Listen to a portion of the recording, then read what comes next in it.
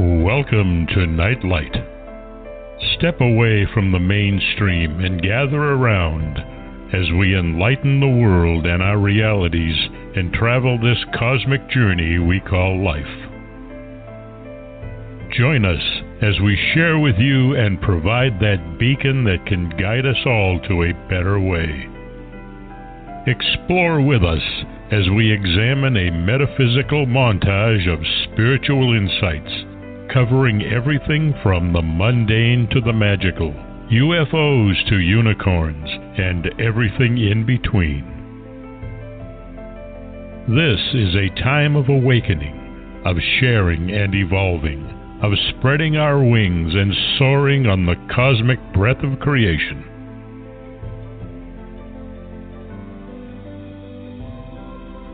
Come and join with other light-minded spirits as we weave our lights together to seek understanding, enlightenment, and, with a little luck, some wisdom. This is Nightlight, a reminder that you are never alone.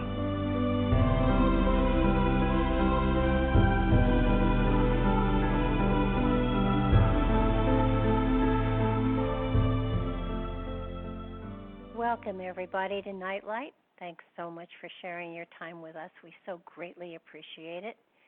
We want to thank first, though, Ken Quiethawk, who did the amazing intro for the show. You can find him at nativestorytellers.com.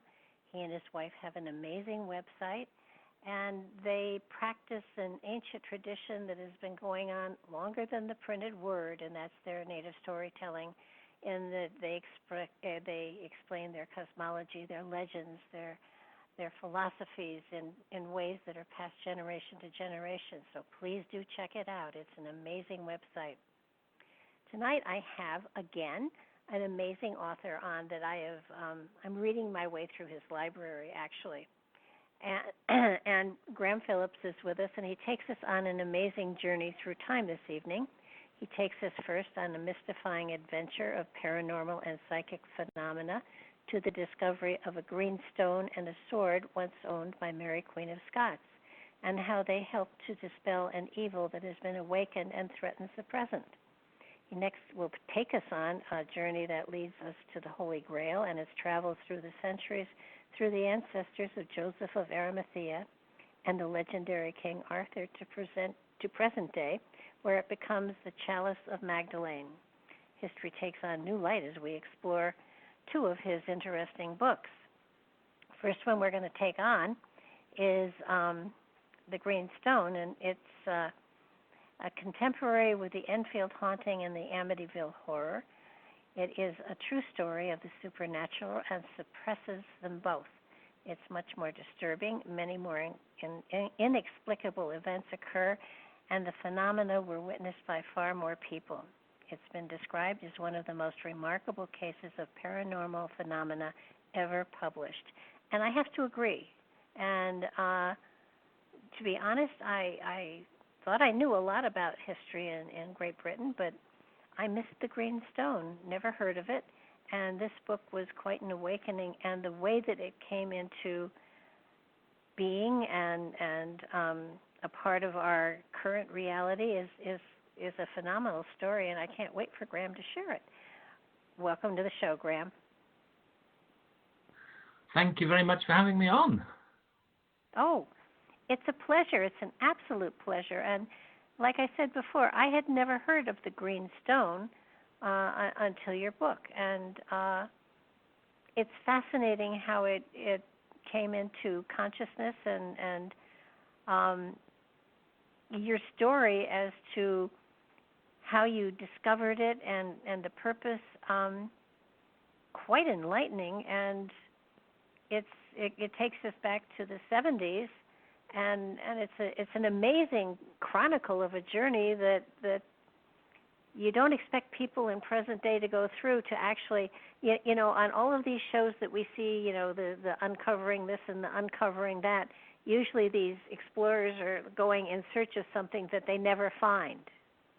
But you found it, which is amazing. you want to kind of share with us how this happened and where it started? Yeah, well, you say you'd never heard of it before. But when the original book about it, that was written by myself and co-author Martin Keatman in the early 1980s, came out, it did quite well at the time. But then, because both of us started writing books of a more, shall I say, sensible kind, without paranormal involved, more of a down-to-earth historical books, we kind of didn't promote it or really make much of it. And so consequently, for the last 40 years, it's been virtually forgotten. And the only reason we had the book republished now, this new printed version that you've got there, is because it is the 40th anniversary of when these events took place, beginning in the October of 1979.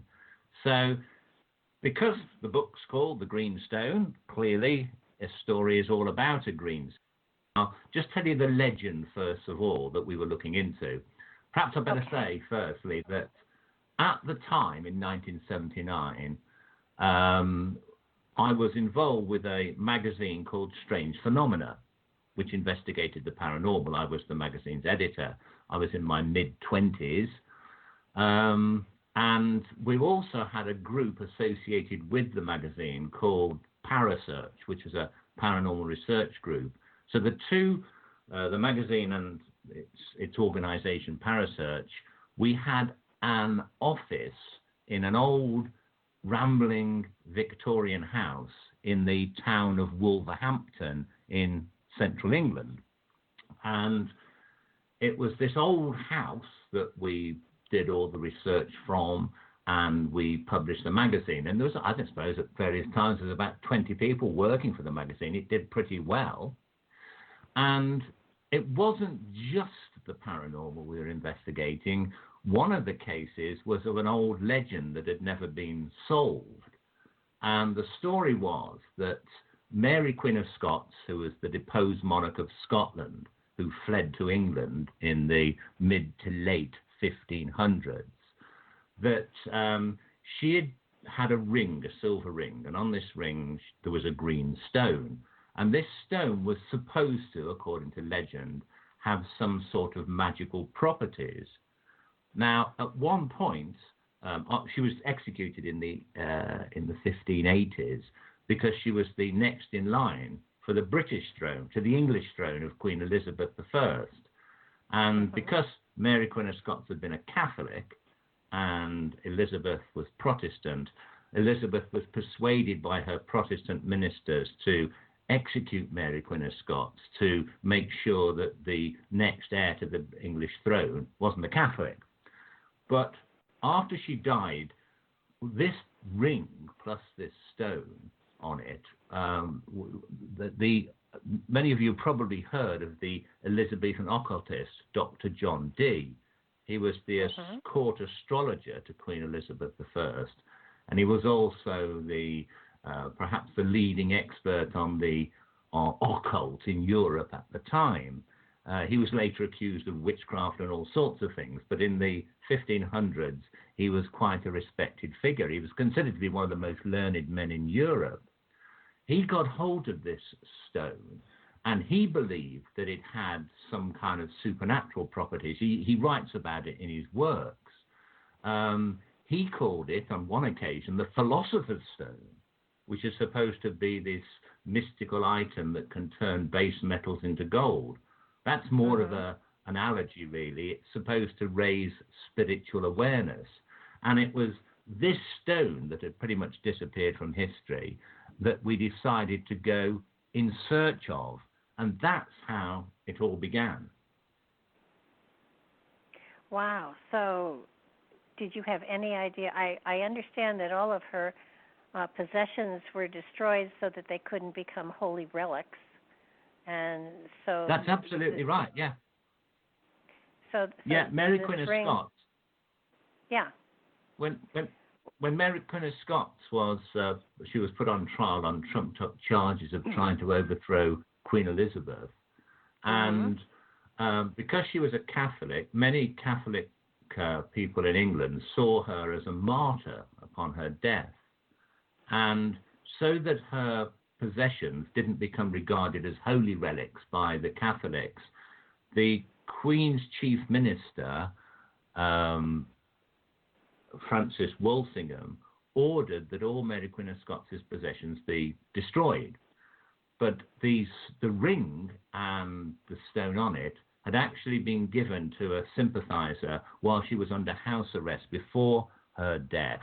So this was one of the few items that had belonged to her that managed to evade Walsingham's grasp. Now, the legend was, I mean, this is semi-historical. People at the time had written about this during the 1600s, that the stone had fallen into the hands of a mystical occult group known as the Order of Meoniah.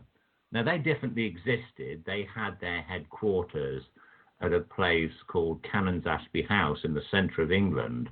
And this old building recently, they have discovered a room that had been boarded up for centuries where this group met. And on the walls are various occult symbols, plus the shields of all those, the heraldic crests of all those people who met there, which included Dr. John Dee, the Catholic sympathizer, Robert Catesby, the famous explorer and statesman, Sir Walter Raleigh, and others. And so quite a few, so we know that this group definitely existed. And the story was that they got hold of this stone. But in 1605, one of the members of this group, Robert Catesby, being an ardent Catholic, came upon the idea of this rash plot to kill the new king, James I, who happened by chance to be Mary Queen of Scots' son, but he'd been raised as a Protestant, to kill him and all his ministers at the state opening of Parliament on November the 5th, 1605, by putting all these barrel loads of gunpowder beneath the Houses of Parliament and blowing the whole thing up. Now, this was known as the gunpowder plot, and it's often associated with Guy Fawkes, and Guy Fawkes was actually one of Catesby's men who was left behind to light the fuses to the barrels of gunpowder that were beneath the Houses of Parliament. But he was caught just in time. He was tortured. He gave away the names of the others. The gunpowder plotters were all rounded up, many of them killed. Robert Catesby was shot dead, but not before apparently he'd managed to hide the stone that had been removed from this ring. Okay, and from what I could tell, on the cover of the book you have a faceted stone, but the stone itself was not actually faceted, was it? It was more of a cabochon? Yeah, in the paintings of Mary Queen of Scots wearing this ring, you can see it's an oval thing, about 3/4 of an inch long, judging by the size of her finger, and about 1/2 inch wide, rounded on the one side and flat on the other, so that it could fit in a ring. So it wasn't faceted, no. It was just made of some kind of green stone. We didn't know, nobody says in the history books what it was made from, except it was green and stone. Wow. So you have this history, but what fascinated me was the symbols that various people not in contact were getting symbols of where to look and how to look, and it was amazing because though you had a paranormal magazine and a paranormal office, what was so cool was you were having paranormal things happening all over the place, and you never printed about it because you didn't think people would believe you. Well, we didn't, because we thought, well, people are just going to think we're doing that to sell copies of the magazine. When we started looking into this greenstone, we didn't tell anybody. I mean, I would say we. There was myself and the chief investigator for Parasearch was a guy called Andrew Collins. You may have had him on your show. He's written a lot of books about historical mysteries over the years. And he's about the same age as me. And the two of us primarily were the ones that were looking into this story. We thought it'd be fascinating to find a stone that had been associated with the occultist John Dee, Mary Queen of Scots, a stone that was supposed to have supernatural powers of some kind. So it was well worth looking into and trying to find out what we could find out about what had happened to it. But before we told anybody, we hadn't told anybody about it, just the two of us knew, we got a phone call. Going back then, wasn't easy to contact everybody like it is now on the internet and mobile phones, cell phones. We got a phone call at the office from basically a friend of somebody who worked for the magazine, a man called Alan Beard, and he called us to say that, and he'd never been in any way psychic before, like at least he hadn't considered himself to be, and in the middle of a conversation he'd been having on the phone to somebody else, he'd suddenly had this like daytime dream, if you like, a vision that appeared before his eyes, where he saw this like glowing light that shrank in size and stopped before his eyes until it formed the shape of a old green stone mounted on a silver ring. That's what he said. He said, I've just had this vision of a stone a green stone on a silver ring, and I think you should go and find it. And we thought, what? There is no way he could have known we were looking into this. So that was the first thing. There's a number of other people, I won't go into all the details, who also began to contact the magazine, having had various, shall we call them, psychic visions and also dreams about a stone that we must be looking for, and that it was very important that we should find it. So this kind of put a whole new dimension on the thing. First of all, it was fascinating that we should be doing an investigation into a lost historic relic, but even more weird that we should be getting people having psychic messages that we should do just this. Well, it led you to looking for Packington's house. His Habington Hall, right? A Tudor manor house? Yeah, the story that we could find out about the legend associated with the stone was that before Robert Catesby, the gunpowder plotter, who had the stone at one point, before he was shot dead by the authorities for trying to blow up the king in the gunpowder plot, he handed it on to another Catholic sympathizer, a man by the name of Humphrey Packington, who lived at an old Tudor manor, as you rightly said, called Harvington Hall, which is around about 20 miles away from where we were actually based in Wolverhampton in central England. So the story was that Packington had this stone secreted, hidden somewhere, and then he'd left a series of clues in his home at Harvington Hall to lead some future sympathizer, because at this point everybody is being rounded up and put to death, so nobody knew if there'd be anybody around to get this thing. And if Packington himself had been killed, then that would have been the end of it. So he hid the stone and apparently, supposedly, left a series of clues in some way at Harvington Hall to lead to its whereabouts. Now, that's as far as we knew. People who had looked into this possibility had never found anything at Harvington Hall that seemed to be any kind of clues that could lead to the whereabouts of the stone. But myself and Andrew Collins decided to go there to see if we could perhaps notice something that others hadn't before. And what was astonishing, when we got there, it's open to the public now, and it's been restored as to how it was around the year 1600. And we went inside this big old rambling Tudor manor. And when we got there, we asked, is there anything unusual being found here? Is there anything strange painted, anything in the place that could be some kind of clues to lead to some hidden artifact?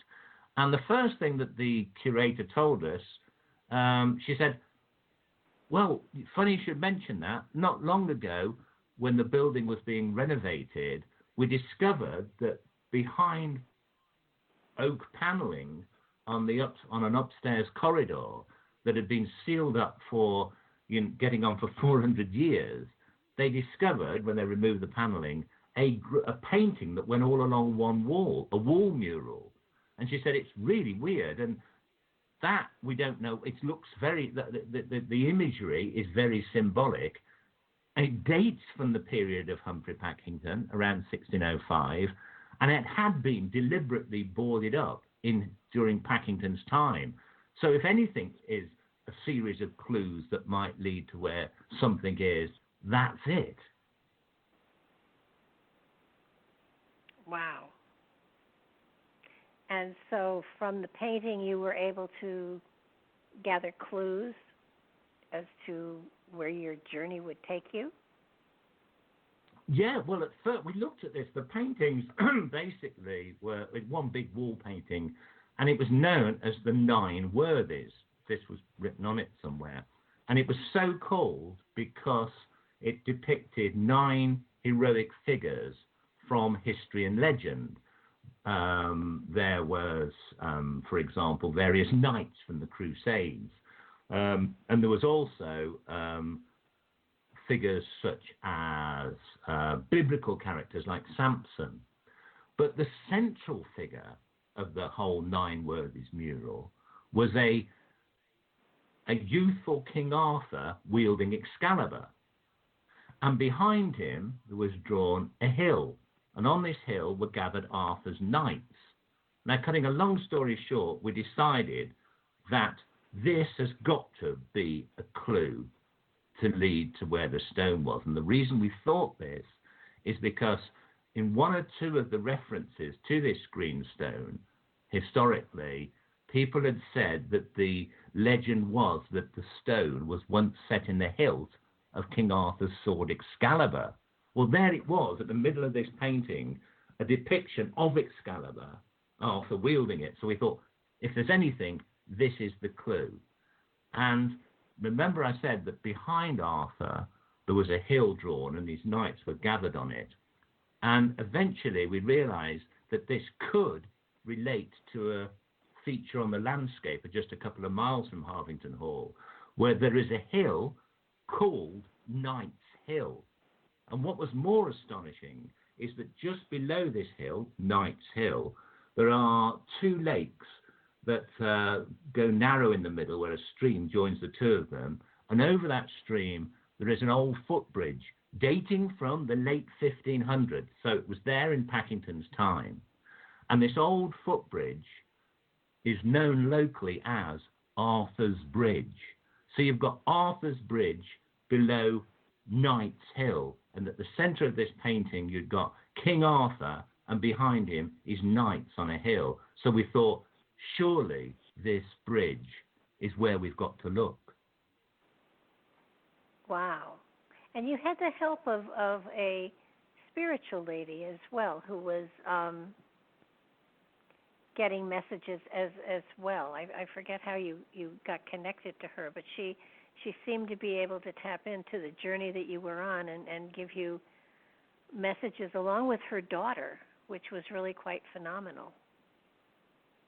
Yeah, this lady, Marion Sunderland, we got to know her because her daughter, Gaynor, had witnessed a UFO. And she'd been interviewed for the magazine.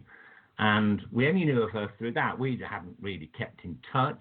She had absolutely no idea what we were doing, that we were searching for this green stone or following clues or anything. We hadn't been in touch with her. But just before we actually set off to go to Knight's Hill and the bridge below it, just before we set off from the headquarters, she phoned us to say she was sure that we were actually looking for a sword to start off with that would eventually lead us to the stone, which was interesting. The fact she should mention a sword at all was weird because we had just seen this sword in this painting, Arthur's Excalibur. So we thought, wow, again, like Alan Beard, she had somehow managed to tune into this whatever it was. In her case, she hadn't had a waking vision. She'd actually had this in a very lucid dream she felt compelled to phone and tell us about. And in this dream, she'd seen what she said was a short sword lying on top of a stone. And she said that she knew we'd be close to finding this because when she saw this vision, she could smell this overwhelming smell of rotting vegetation. And she said, when you smell that, you'll be close to finding the sword. So we thought, oh, that is weird. And she said, she also had seen a big lake. And she said the sword was overlooking a lake. And she had no idea that we were just setting off for this lake below Knight's Hill. But again, within a few minutes of Marion Sunderland contacting us, Alan Beard called again to tell us that he'd had I think it was a dream in this occasion. No, it wasn't. He was trying to tune in to see if he could pick up more about this green stone, because after he told us about his vision, we informed him what we were doing. And he was trying to write down with pen and paper any ideas that came into his mind. And he said he suddenly heard behind his head like snatches of a conversation, and people referring to a bridge, and also to, he said that I think he saw or he heard mention of a holly bush. And he said to us he was convinced that we were looking for something, and when we found it, there'll be a holly bush there right next to it. And he also said, I think you're looking for a sword at this moment, a sword that will lead you to the stone. And at this point, Marion Sunderland and Alan Beard didn't know each other. They lived in different parts of the country. There wasn't the internet now, like everyone can be in touch. There was no way that they could have colluded on this. And so two separate people had these visions, if you like, or psychic impressions that we were looking for a sword, and that the sword would lead us to the stone. So, of course, when Andrew and I set off for the pool below Knight's Hill, we were pretty excited. And in fact, we were so excited to get there, we didn't even wait for the next day. We set off at night. Well, I mean, you've gotten such wonderful reinforcement. You know, I don't think I could have held myself back either. And, of course, you know, landscape changes a little bit over time, because I know when you did get to the lake and the bridge had been reconstructed, and that confused you a little bit, except that there were foundational stones that did date back to the time frame of you know, that you were looking for. And how did you actually come upon which side of the bridge to look at? And, you know, were there hints of some sort given through dreams or psychic messages that gave you an indication? You weren't going to dismantle the whole damn bridge. So, you know, how did you know where exactly to look? Well, when we got there, it was dark, so it's pretty. You know, we just had flashlights, so we examined the bridge, and as you said, the central part of it had probably been reconstructed over time, but the foundations to either side of the bridge were clearly old. They hadn't changed. I suppose if I was going to hide something, I'd hide it in a structure that wouldn't change over the years. Perhaps an old footbridge, a church, something like this.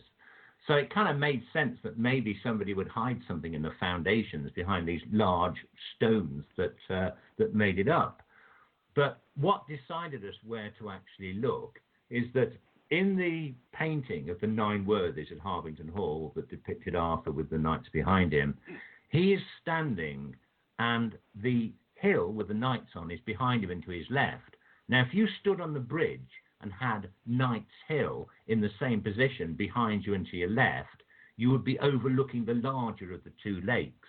So we stood on the bridge, looked out onto the lake from that direction, and the Arthur figure is looking down and to his left.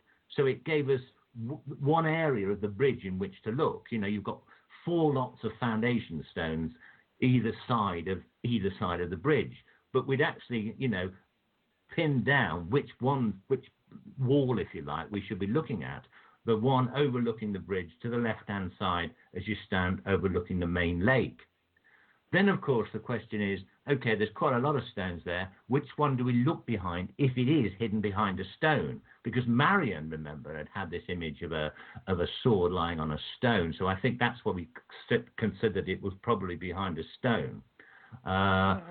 And we eventually worked on the idea of 9 stones along, 9 stones down. You couldn't go 9 stones down, 9 stones up, because the bridge support bends. It's a bit difficult to explain without actually showing you an image of it, but 9 along and 9 down was the only thing that worked to use the number 9. So we'd actually got down to the position 9 stones along, 9 stones down, and the stone in question had clearly been there for centuries undisturbed. It was overgrown with brambles and all sorts of things, and it was all sort of covered over with moss and stuff. So, it hadn't been disturbed. And we started to sort of move the moss away and try and get rid of a bit of the cement that was holding it in place. And while we were doing this, Andy suddenly said to me, he says, "Can you smell that?" And there was this overpowering smell of rotting vegetation all around, because it was pretty damp nearby, and there was all this mouldy old weed and stuff. And Marion had said we would know we were in the right place because of this overwhelming smell of rotting vegetation. And the other thing that was incredible is directly above us was this huge holly bush. And Alan Beard had said a holly bush had stood above where we were supposed to be looking. So the excitement was mounting. And when we eventually removed this stone and we found there was a small alcove behind it, a recess. A stone kind of chamber had been, chamber had been created behind that particular block. And when we moved the stone out the way and shone the flashlight inside, we could clearly see that there was something lying flat on this stone behind it. Something about 18 inches long that you could tell by the shape of it was some sort of short sword or long dagger, which is exactly what we were told we'd find. And I mean, I remember looking at it and thinking, hold on, this is my imagination. I've been thinking about swords and so forth. And now it's dark. And I kind of looked away, and Andy was looking at me, and he was saying, "Is that what I think it is?" Yeah. But you're two young guys in your 20s in the dead of night, trespassing on private property. Did the element of we could be arrested for trespassing or taking apart a bridge? I mean, did that ever occur to you? No, unfortunately not. I don't think we cared. I mean, certainly at this point, I'm thinking, wow, fate seems to be guiding us to find this thing. So any thought that something as mediocre as the local landowner or the police were going to stop us, I mean, it didn't cross our minds, I don't think. But when we removed, Andy was the first person to touch it, but when we removed this item, it was clearly a short sword or long dagger, as I say, about 18 inches long, with a 2-inch crossguard, but it was covered in years of silt and sediment, all this hardened, crusty layer all around it. Now, eventually, we took it away. We actually got away from the place as quickly as possible. I don't know why we thought anything horrible would happen to us, but it was dark, but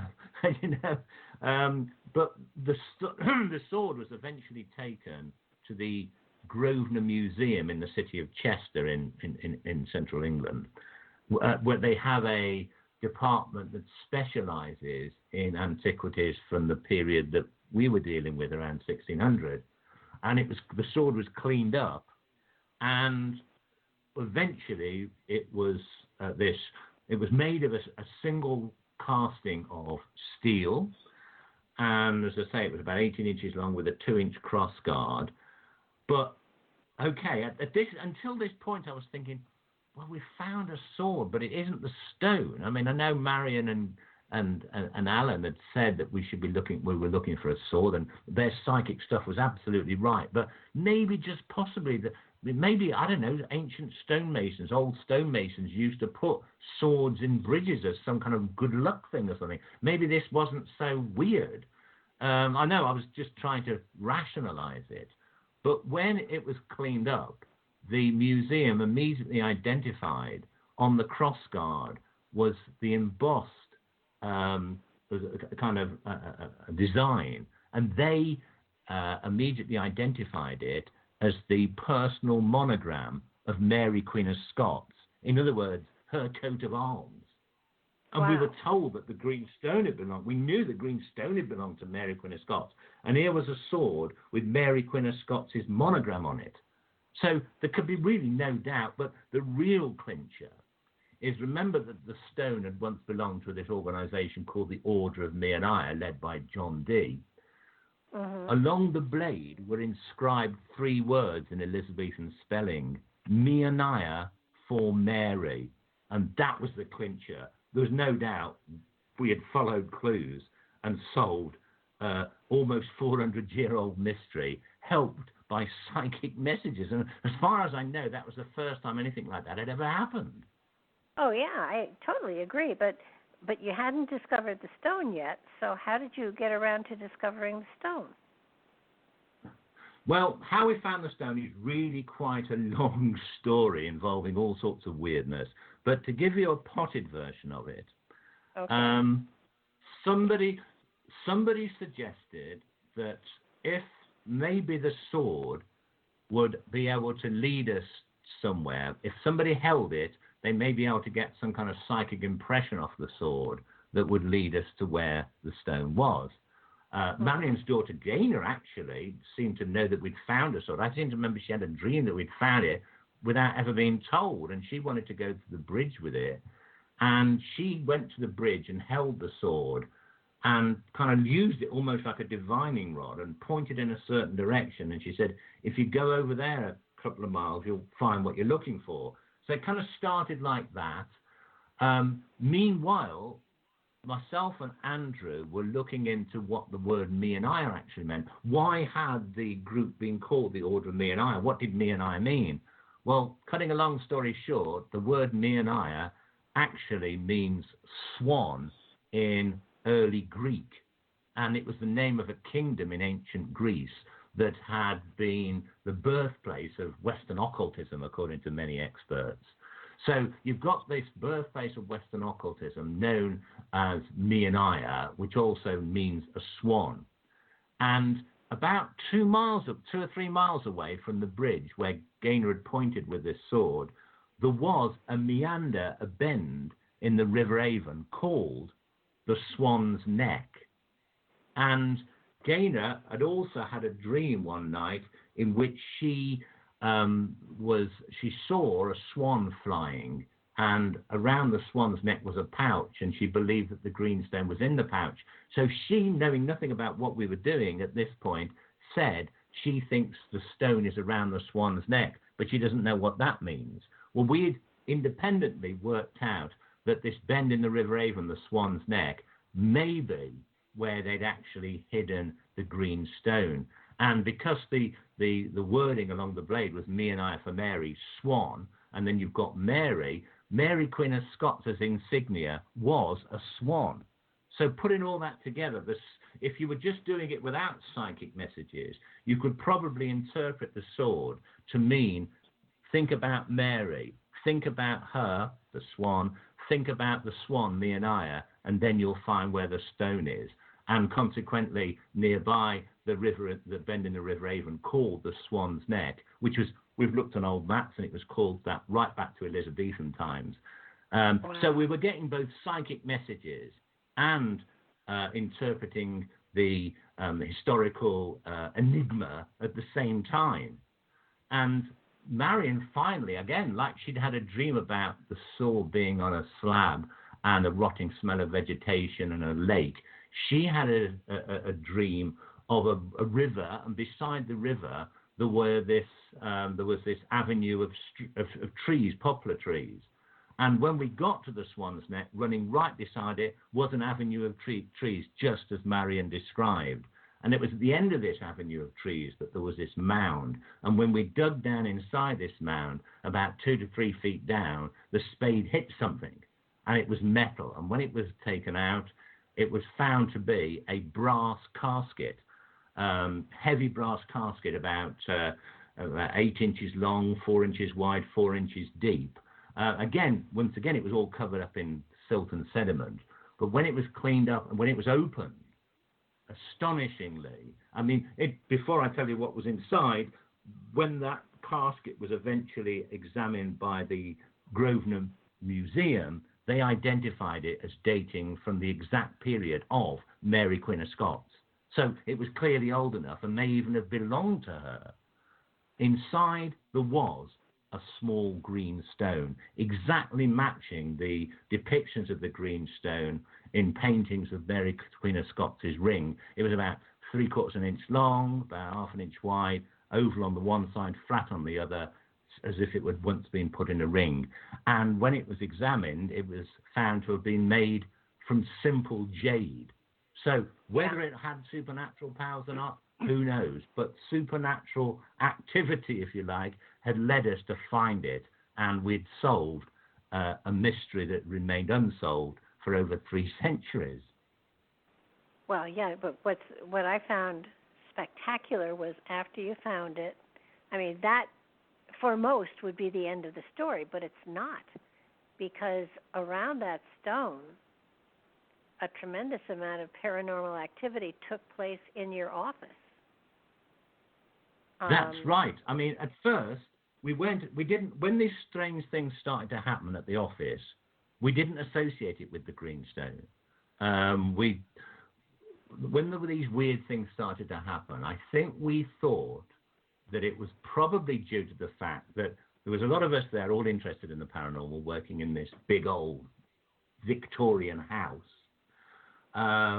We'd had people there, psychics and mediums, that we'd done tests with, so they'd been there communing with whatever they communed with. We'd held seances and done Ouija board sessions just to see what happened. And I think the general consensus was, when people started to think there's something weird going on, that it might have been to do with that.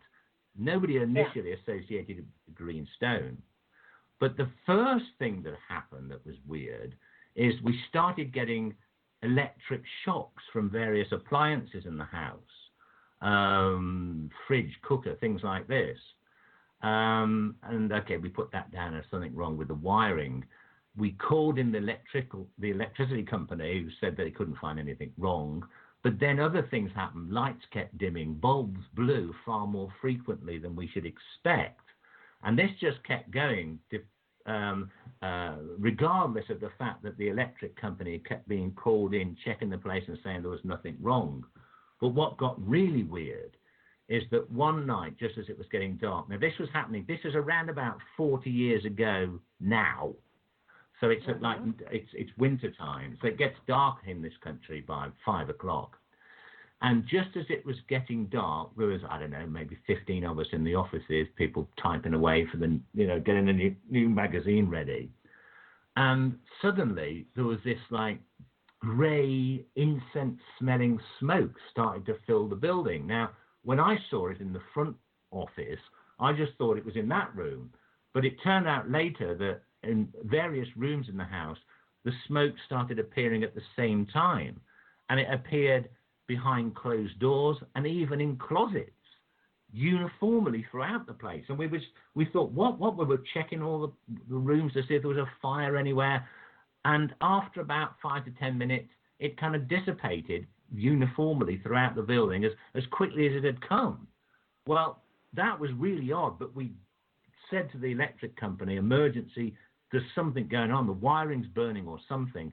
They checked the whole place. They were there for a whole day, and no one could find anything that could account for what was going on. But if that was just a one-off, maybe one could put it down to some strange anomaly with the electrical system. But the next night, at the same time, just as it got dark, it happened again. And it kept happening every night, just as it got dark, for over a week. And we got people in. We contacted other people that we knew and said, look, come around, witness this for yourself, see if you can find an explanation for it. And dozens of people saw this smoke appearing, and no one could explain where it was coming from and what was the cause.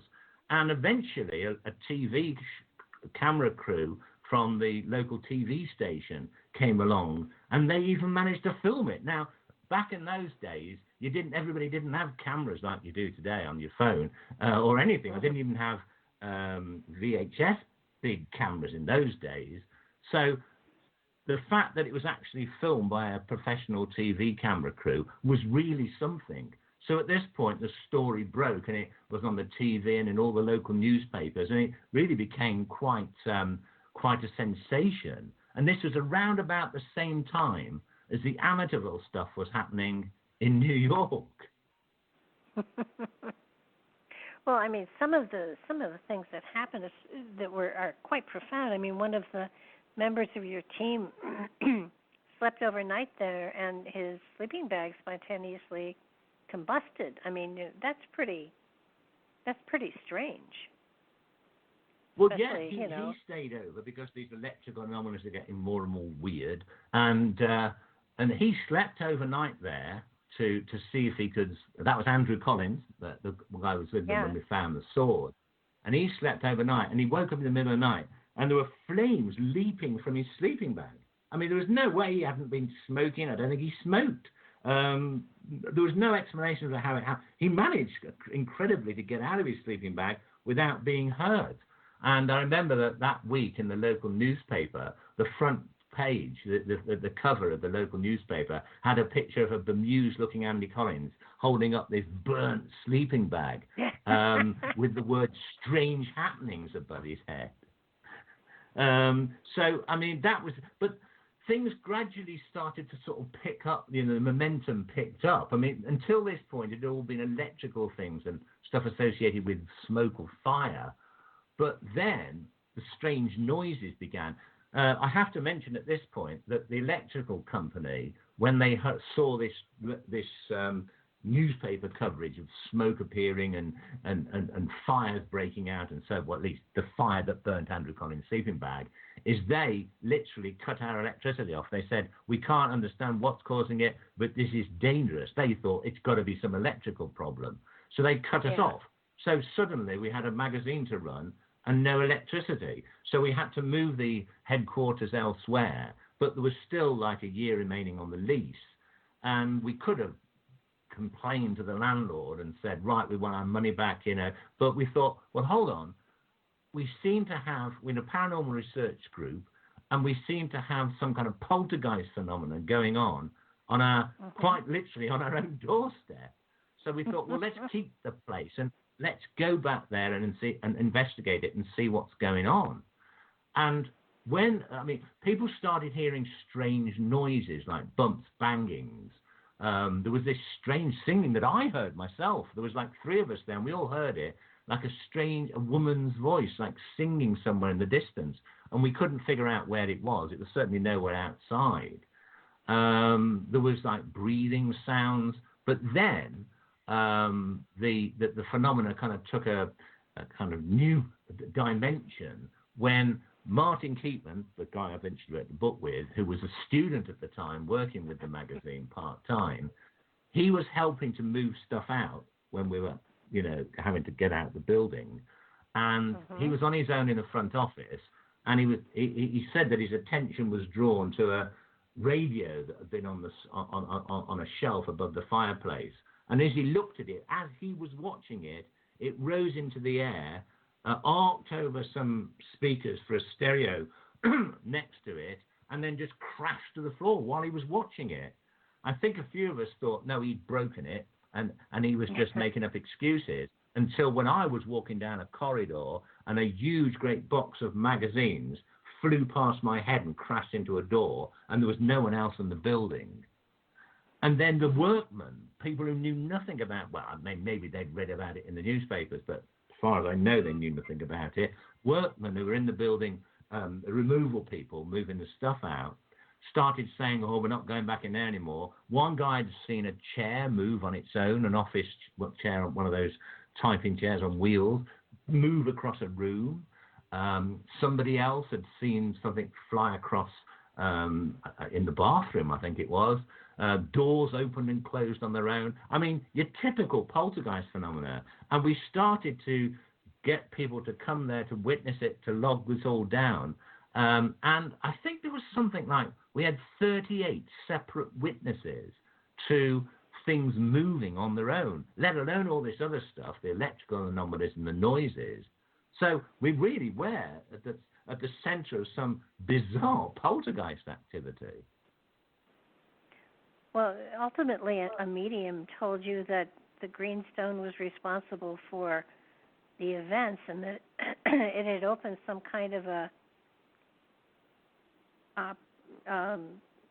rift in the energetic field, and that there was this energy coming through it, and gave you directions as to how to fight this energy that was invading your space, so to speak. And if you didn't do this sort of ritual, that it was going to spread.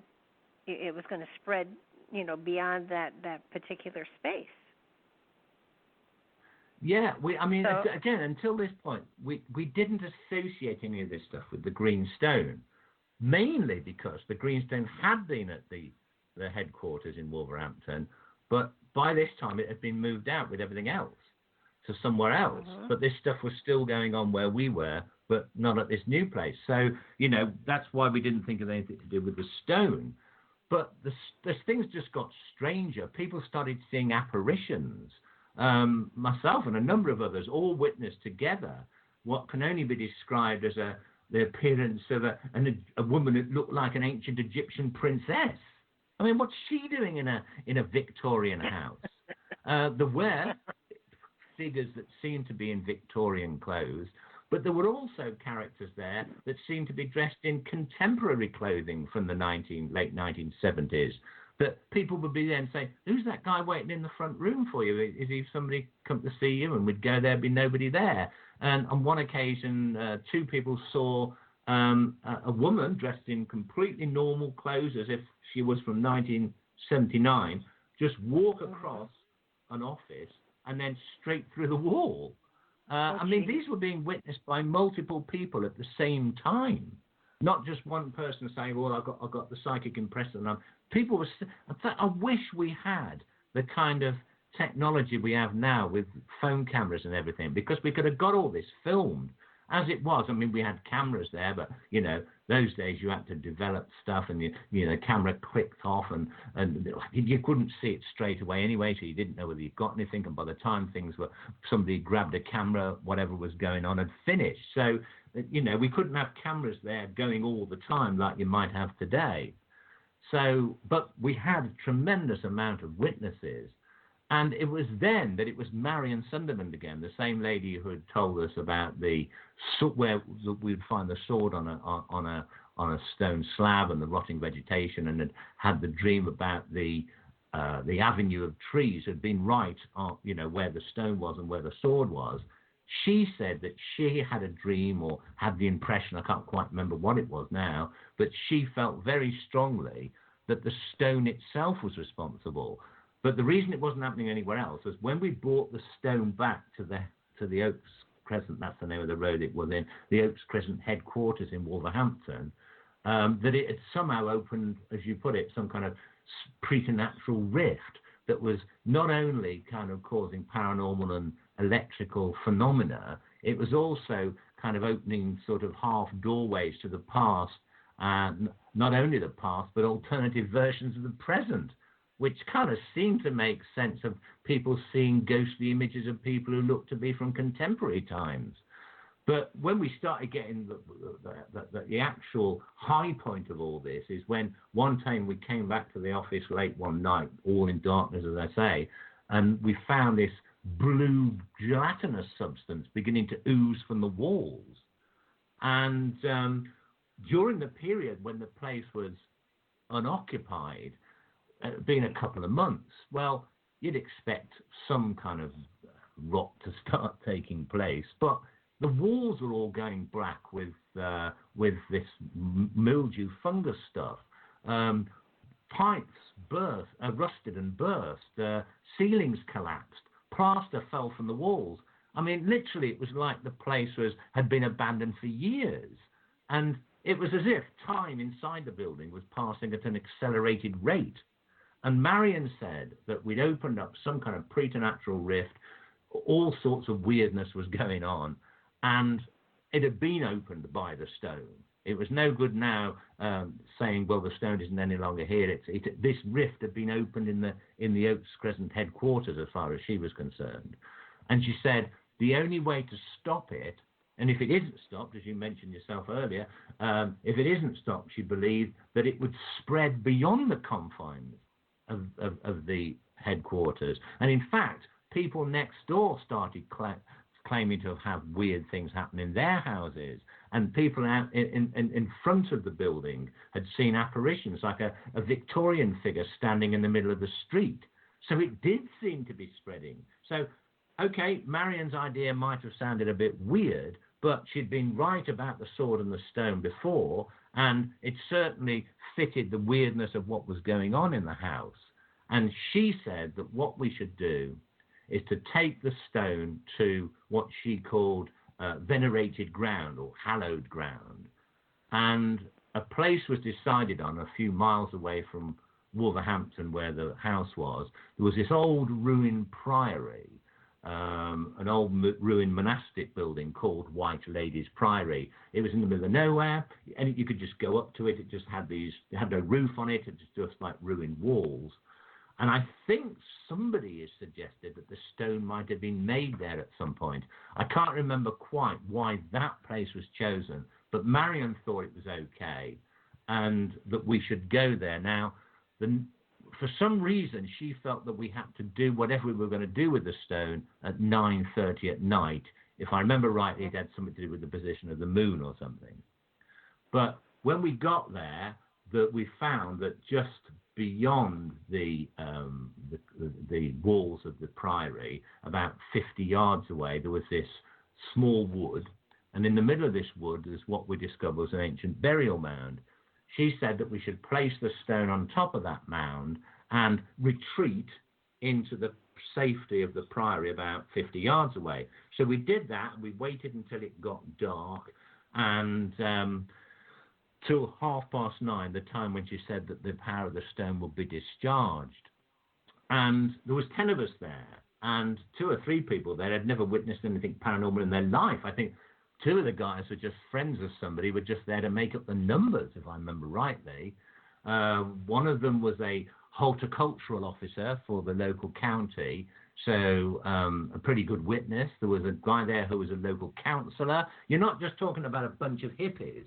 I mean, somebody like myself and Andy might have been 25-year-old guys who people would say, oh, yeah, can you believe them? But a lot of these people were many years older than us and from completely different walks of life.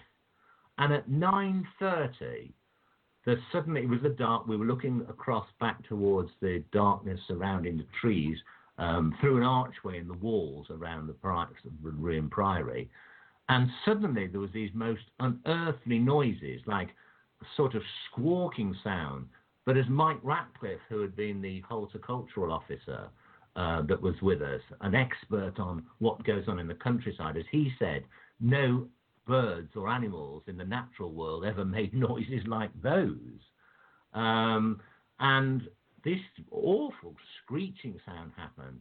And shortly afterwards, there was these 5 bright flashes followed in quick succession from within the wood. Really bright. They lit up the whole area around about. And then what can only be described as 5 orbs or balls of light, each maybe 3 or 4 feet across, rose into the air above the trees, I don't know, 30 or 40 feet into the air, fused as one. So it was one big shining orb of light about, I don't know, 8 feet across, which slowly started coming towards us before exploding with an almighty flash and an ear-shattering bang. And then it all went dark and quiet. And we just fled. We just ran for it, back to the cars. Yeah. I remember when we were running back towards the cars, we were looking back towards these trees, and there was nothing, as if nothing had happened. And we just got away from the place as quickly as we could. And it wasn't until the next day we went back and found the stone there on the mound just as it had been. But since that moment, I mean, as strange as it was, it really did seem that the power of the stone had been discharged, because nothing else weird happened in the house that we'd been using as the headquarters. And in fact, it remained empty for a couple of years, but it was eventually renovated and converted into apartments. And as far as I know, nothing weird has ever happened there since.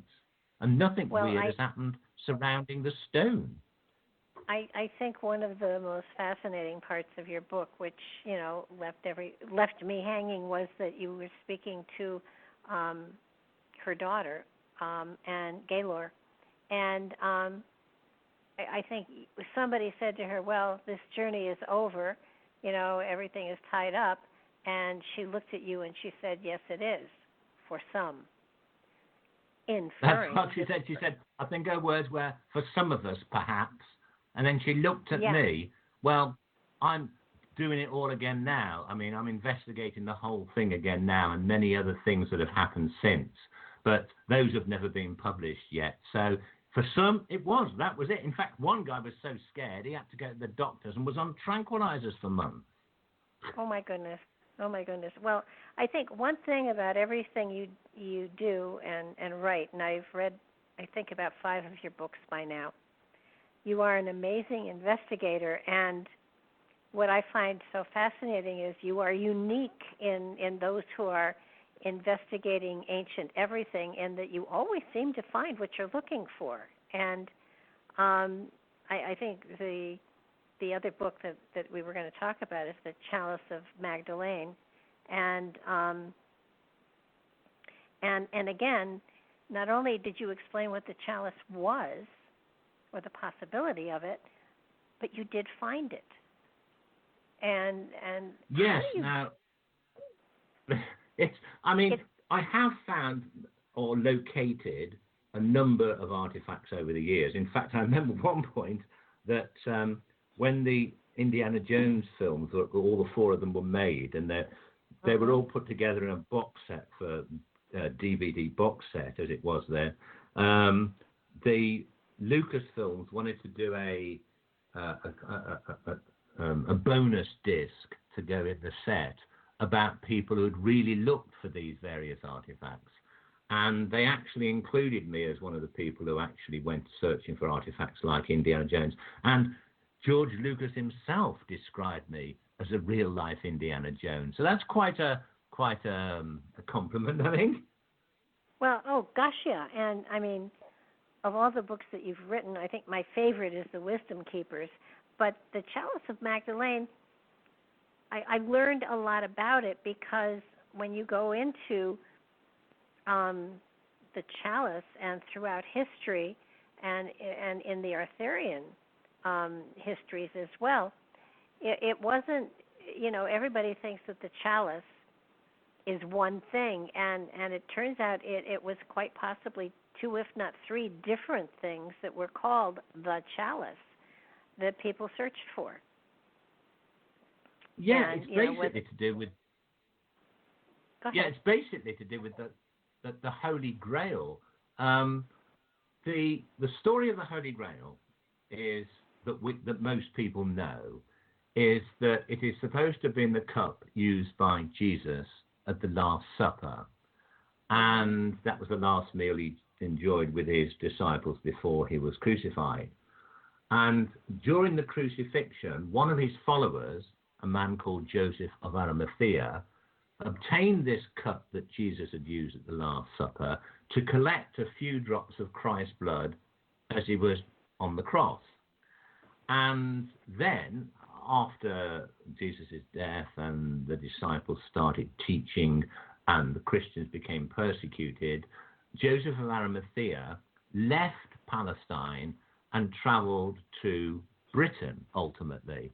Now, that might sound strange, but no, it wasn't really. There was roads going all the way from everywhere in the Roman Empire right up to the English Channel, and trade was common between Britain, unconquered by the Romans at this point, and the rest of the Roman Empire.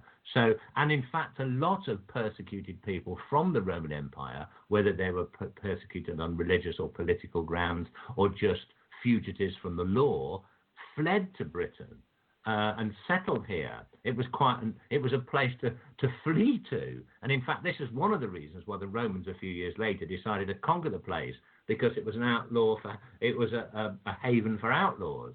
So the story goes, and this isn't in the Bible, but the early Christian tradition is that Joseph of Arimathea came to Britain, founded an early Christian community here around about the year 40 AD. And he brought with him this cup that had once held Jesus' blood. And that because it had held Jesus' blood, it had astonishing curative properties. If you drank from it, you could be cured from all manner of ills, or in some stories, even become immortal. Now, the story is that Joseph of Arimathea, before he died, he hid this cup. And in later medieval legends, this same cup, called the Holy Grail, Grail simply means, really, something that contains the blood of a saint, or the blood of Christ in this case. So this Holy Grail, this cup that Jesus had used at the Last Supper, which I assume if he had just been a simple carpenter in first century Judea, it would have been a simple stone or wooden cup that he was just drinking out of. It wouldn't have been the kind of elaborate gold and silver jewel encrusted chalice that the writers of the Middle Ages portray it as being. But anyway, the story of King Arthur, written during the Middle Ages, is that when Arthur falls ill, Merlin sends his knights out on a quest to discover the Holy Grail, because it's the only thing that can cure him. And one of them, Sir Percival, eventually finds it at a place called the White Castle in the White Town. And we're not told exactly where this is, we're just given that description. And it's brought back, Arthur drinks from it, he's cured, and then Merlin hides the Grail somewhere else, or gives it to takes it back to the White Castle, where it is then kept secret by a family who pass it on from generation to generation as guardians of the Grail. Now, that's the story that most people know.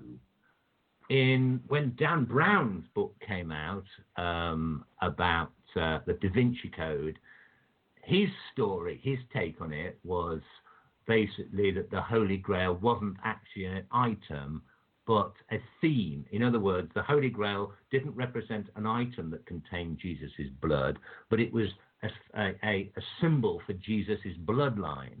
And in the Da Vinci Code story, it is Jesus marries his female follower, Mary Magdalene. They have children, and their descendants still survive today. And the Holy Grail represents this bloodline. Well, that's pretty much a modern idea. But going right back, the story of the Grail wasn't anything to do with Joseph of Arimathea or the cup used by Jesus at the Last Supper. It was an altogether different chalice, something which was also known as the Chalice of Magdalene, or the cup of Mary Magdalene. Now, as I said, Mary Magdalene was a female follower of Jesus, and she's mentioned in the Bible. She is also the first person to see the risen Christ when he's put in the tomb after the crucifixion. The next morning, Mary Magdalene goes to the tomb to find the stone rolled away, and she sees Jesus in the garden. And this isn't in the Gospels, but this is mentioned in early Christian tradition. Mary is going to the Bible tells us that she goes to the tomb in order to anoint the body with spikenard, which was a sacred scent. And she took this in a small vessel, a small pot or cup. And when she got to the tomb and found Jesus risen, according to the legend, she then uses this same cup to collect a few drops of Jesus' blood from the wounds in his hands. And this vessel, this cup of Mary Magdalene, this Chalice of Magdalene as it's sometimes called, becomes imbued with curative properties. And if you drink from it, you can become cured of all ills and so forth. Exactly the same story that's later applied to the cup of the Last Supper and Joseph of Arimathea. But in this earlier story, Mary Magdalene is the one who flees Palestine and eventually comes to Britain and brings this cup with her. Now, this is a small scent jar. It's actually described in the Bible, the cup she takes to the tomb, as being, they call it an alabastrum. It is a small cup made of green onyx or alabaster, and it's got a top to it. I always used to wonder about the story of Joseph of Arimathea's cup and him bringing the blood of Christ to Britain. I mean, what's he doing? Is it swilling around in this cup? I mean, even if it dries out, I mean, it's got no top to it. But in the Mary Magdalene story, her cup is a scent jar, so it does have a top to it. So the story is she brings it to Britain. And in the earliest stories of King Arthur that precede the ones that refer to the cup of the Last Supper being the Holy Grail, it is the Chalice of Magdalene, which is the Holy Grail. Now, why should they then swap that story of the Holy Grail that Arthur's knights seek, being the Chalice of Magdalene, to being the cup of Jesus and the Last Supper? Well, the Middle Ages became a time of unprecedented misogynism.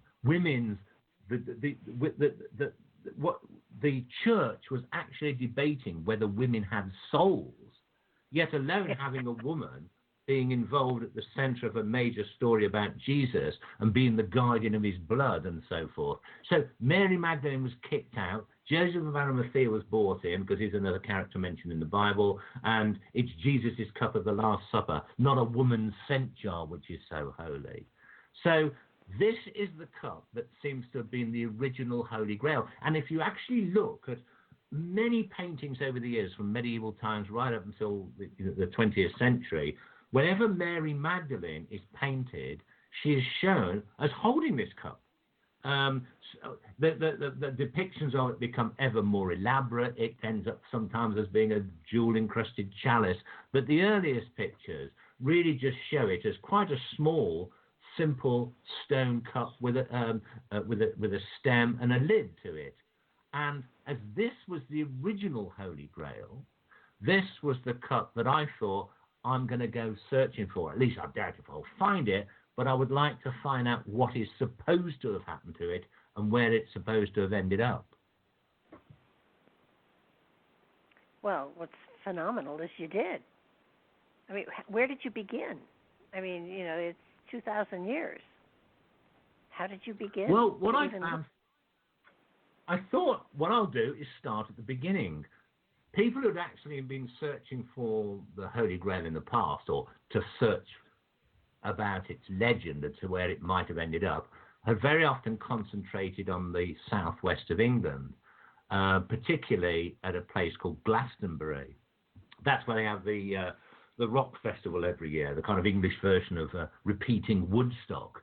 But it's a place that's sort of like hippies descended upon it in the 1960s on what the media dubbed the Grail Trail, because the story was in some of the later Arthurian romances that the Holy Grail was hidden somewhere near Glastonbury. And everyone had just kind of concentrated on that. But I thought, let's go back to look at the very earliest writings about the Holy Grail in the Middle Ages. Now, the oldest of, these days, I mean, I'm doing this back in the early 90s. So we're still before the age of the internet. So today I can go online, and incredibly, most ancient documents and records have been, been uploaded, and you can read through them from the comfort of your own home. But then it was all going around libraries, the British Museum, and all sorts of things, trying to find these old documents, and then finding that no one had done a translation. So then having to find somebody who could translate from various ancient dialects and medieval French, Old English, Latin, you name it. So cutting a long story short, I managed to find out that the earliest reference to the Grail refers to it being found by, this is the King Arthur stories of it, being found in a place called the White Castle in the White Town. And no one ever describes where this is. And as far as I know, at that point, nobody had even bothered to even think there might be such a place. But I discovered in central England, not the southwest where everybody else was looking, but in central England, there is a place called the White Town. It's today called Whittington, which is the Middle English Whittington, meaning White Town. And amazingly, in this white town, Whittington. It's about, I don't know, it's about 40 or 50 miles to the west of a very central point in England, I suppose, if you want to find it. You go there, Whittington, in the middle of this small town of Whittington, a village really, there is this old ruined castle, Whittington Castle, known locally and has been known locally for years as the White Castle. Wow. And the reason it's called that is because it's built from light-coloured limestone, whereas most of the castles in that area are from red-coloured sandstone. So it was known as the... So we've got a white castle in a white town. And it's the only place in England that I know, or in Britain anywhere, that has got that name. And this is where we are told, in the oldest Arthurian stories about the Grail, which is where Sir Percival finds the Grail and where eventually Merlin puts it back and where it's kept by a family and handed on from generation to generation. So I thought, wow, these people were actually basing this story on, it might have been all imagination, but they're basing the setting on a real place. So I went there and started researching all the historical documentation, and to my absolute astonishment, discovered that in around about the year about the year 1200, there was a family called the Peverills that lived at Whittington Castle, the White Castle, who actually claimed to have possessed the Holy Grail. And there was one or two one or two medieval stories written about this family surviving from that time, talking about how they proudly professed to possess the Holy Grail. So I'm thinking, well, this is exactly the time that the first Arthurian Grail romances were written, around 1200. And I'm thinking, whoever it is that wrote this story, okay, we have a pre-existing account of Mary Magdalene bringing this chalice to Britain, but the first people to actually say that Arthur has got anything to do with it, and Arthur is supposed to have existed 500 years after the time of Jesus, but the first people to reference Arthur in connection with this are clearly basing the story on a real family who claim to have possessed a Holy Grail at this White Castle in the White Town. And what really convinced me that this was genuine rather than some people just jumping on an already existing bandwagon is because the cup that they claim to have possessed isn't the cup of Jesus at the Last Supper, but the Chalice of Magdalene. So I was convinced that these people had got something during the Middle Ages that they really believed was the cup that Mary Magdalene had collected Jesus' blood in, and that this story inspired the Grail romances that we know today. Wow. So does the same family still hold the same, do they hold land in that particular area? Well, Whittington Castle today is a ruin. It's actually quite well preserved in parts. It's not all ruined. There's some parts of it, towers and that are still there. It's open to the public. There's parts of it that can be used today for receptions for weddings. There's a bookshop. There's a cafe. So you can actually go in part of it now, and people even have sort of ghost hunts there. So it's quite a popular place to go. But a lot of it is in ruin. But it's actually it's publicly owned today. Now, what about the Peveril family? What did happen to them? They've got this item that they believe is the Holy Grail, that I'm convinced is at least what started the Arthurian Grail legend. So, you know, if they had a cup, whatever it was, what happened to it? Well, astonishingly, these people continued to live in the area, although they lost possession of the castle during the period of the War of the Roses, I believe. But the Peveril family continued to live in the area, and the direct descendant, father, son, all the way down, the last of them was still living in the area in the mid-1800s, and his name was Thomas Wright, because he wasn't called Peveril anymore because at some point one of the members of the family had got no sons, and so that the head of the family had become a woman, and she'd married, and the family name had changed. This man, Thomas Wright, was the direct descendant of the Peverils, and he lived a few miles away from the castle. And incredibly, he was an author. He became he'd written quite a lot. He was a historian, or what they called in the 19th century an antiquarian, a dabbler in archaeology, history, and all sorts of ancient mysteries. So he was, quite a character involved in the investigation of historical mysteries himself. And he was fascinated by the King Arthur legend. But in his books, what's most remarkable is he claims that he still possessed the cup that his ancestors believed was the Holy Grail, the Chalice of Magdalene.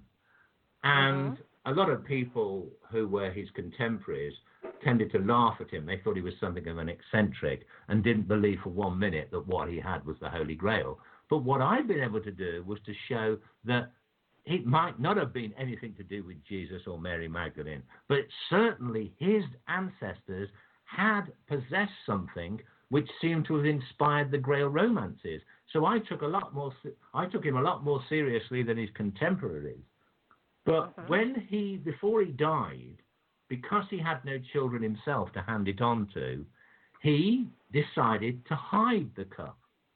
And once again, I come across a case where somebody has hidden something and they've left a deliberate series of clues as to where it is. Just like I had in the Green Stone all those years earlier. But in this case, there was nothing paranormal going on. This was simply an artifact that was hidden, and somebody had deliberately left a series of clues. Now, why did he do that? Why didn't he just leave it in a bank vault or something? Well, I think there was something of a fad in Victorian times for historians and people with an interest in antiquities to get hold of an item that was quite precious and to hide it, and then deliberately leave a series of clues as to where it was as a kind of epitaph, usually in a book full of puzzles and mysteries. And I think this is why he did it. Also, he perhaps saw himself as some kind of latter-day Merlin, that people would be forever kind of enamored by this, his cunning, and people would be trying to solve these clues for years, and it would give him some kind of immortality. But for whatever reason, he hid this cup, and then he left a series of clues as to where this was to be found. Now, the story is quite a long one, but the bottom line is that one of the clues he left was a stained glass window that he designed and then paid to have installed in his local church at a place called Hodnet, which is a few miles away from Whittington. And that, it seems, was where he said the clues were. Now, a number of people had looked at this this stained glass window and had never come to any conclusion as to where this cup might be hidden. I don't think most of them even believed there were any clues in it. In fact, the vicar, or what they call in England, priest, the vicar of the church, when I went there, was having none of it. Nah, there's no clues here. It's just silly, it's just a load of old nonsense. But when I looked at that stained glass window, I was immediately struck by something which I thought, well, how come no one's noticed this before? And this is years before the Da Vinci Code came out, and people were thinking in terms of Mary Magdalene may have been the person at the Last Supper who had been mistaken as the Jesus' disciple, St. John.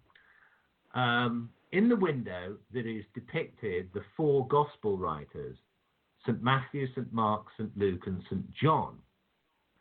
Now, all three of them are holding the books in their hands that they're supposed to have written, the Gospels in the Bible. But the John figure is holding a chalice, a golden chalice, very similar to how the Chalice of Magdalene was depicted in Victorian paintings. And I'm thinking, hold on a minute, is that really John? And the closer I looked, I thought, hold on, all the other three figures are bearded. John has not got a beard. In fact, he looks decidedly effeminate. He's got long hair, and when you look close, you can see he's even got breasts.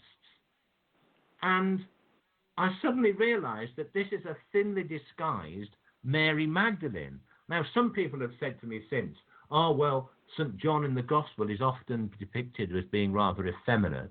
Well, yeah, but breasts? And then the other thing they said is John is sometimes shown with a chalice. No, John is only ever shown with a chalice with a serpent coming out of it because of a story about him in early Christian tradition that he was once being poisoned by somebody and God made the poison come out the cup in the form of a serpent. There is no serpent in this chalice. This just looks like the depictions of the Chalice of Magdalene. So there I'm saying, right in full view of the church, and one of the modern vicar of the church, a lady who is far more open to historical mysteries, said to me when I gave a talk about it at a church once, she said, you know, I've been looking at that image for years and I've never once thought it's a woman, but now you say it, it can't be anything other than a woman.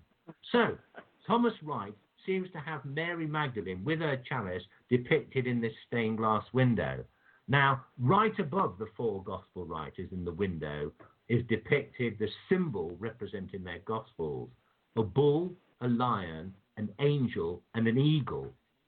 And it was only later that I was doing research and found out that in some caves nearby, in a hillside, a series of artificial tunnels and an artificial grotto constructed in the middle of this hillside, until recently, there were 4 statues there of a bull, a lion, an angel, and an eagle.